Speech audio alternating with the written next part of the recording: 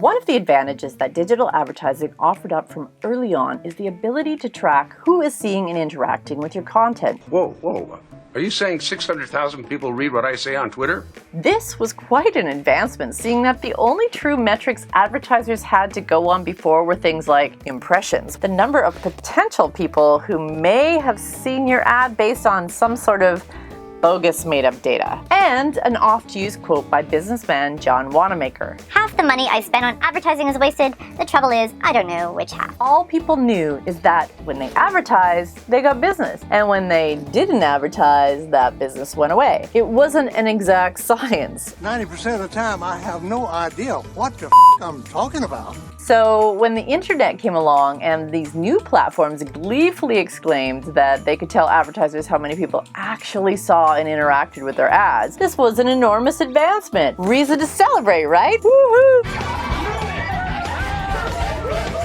The only problem is all is not solved. These metrics may offer some level of insight and/or comfort to the buyer, but they are a lie. Today, I'm going to talk about some of the ways in which online advertising metrics, focusing on social platforms, are a lie, what that means for you, and what you can do about it. My name is Tara, and this is Truly Social.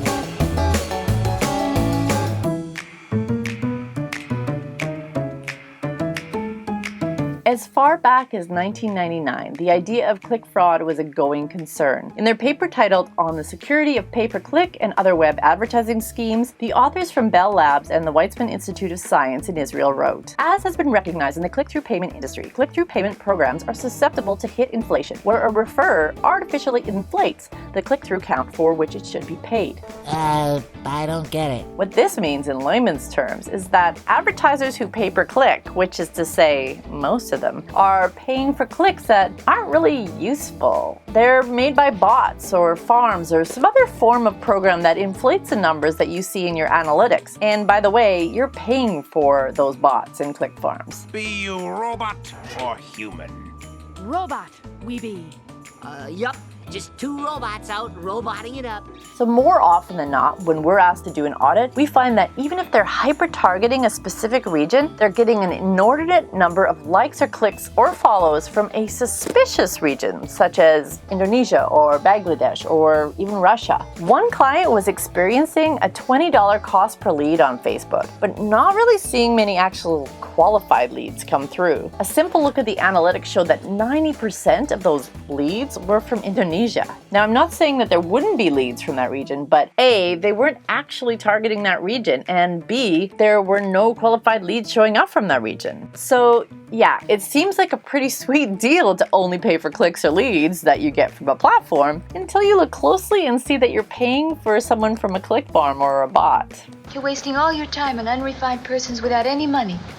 But wait, don't run away from online so fast. There's another way in which metrics are a lie, but in this case, in a totally legit, good way. Now, consider the customer's journey today, and in order to make it more clear, I'm going to give you a very recent personal example. Just recently, I purchased a stepper for my home workout routine. I knew I wanted to buy something a little more quality, and I was willing to spend more on it because it was going to be replacing a gym membership that I wasn't using. Here I was, credit card in hand, ready to make a fairly sizable purchase. I started with a Google search. This led to a lot of reading of fitness blogs, review sites, and social media posts. They all had affiliate links which I clicked to read more reviews, and those made me even more confused. So I looked to my social network to ask for recommendations. I had actually narrowed it down to a certain machine, but then was told by a few people that they had trouble with that model and it would be too big for my condo. So back to the drawing board. I went offline and headed to a few local fitness equipment stores where I found a machine I liked. Only problem, the floor model was the only one left and it was in bad shape. So I pulled up my phone, did a search on the spot, and found that Fitness Superstore had one that was on sale. Back at home, I went and looked up reviews on the site and then checked their social media. They looked legit. Finally, because it was a bigger purchase, I picked up the phone and actually called them to ask some questions and ended up putting my order in over the phone. None of their online footprints was credited in that sale, but I wouldn't have found them otherwise. And by the way, it's a great machine. It's a Kettler, and I had originally dismissed it because online reviews said it was in German, and it is in German, but it doesn't affect my workout. I know a little German.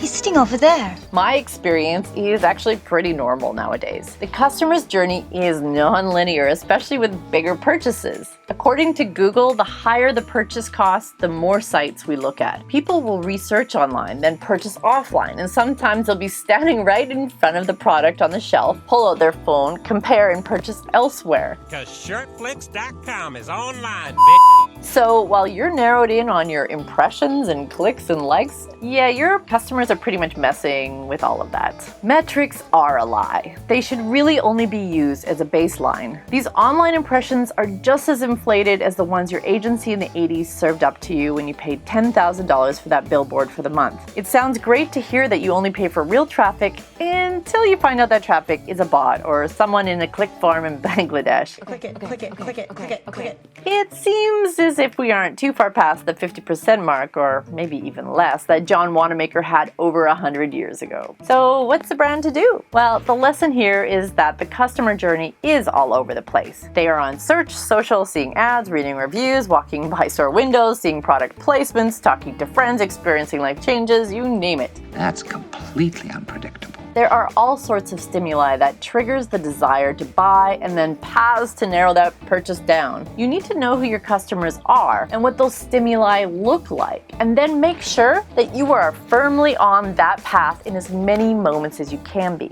You again? I'm everywhere.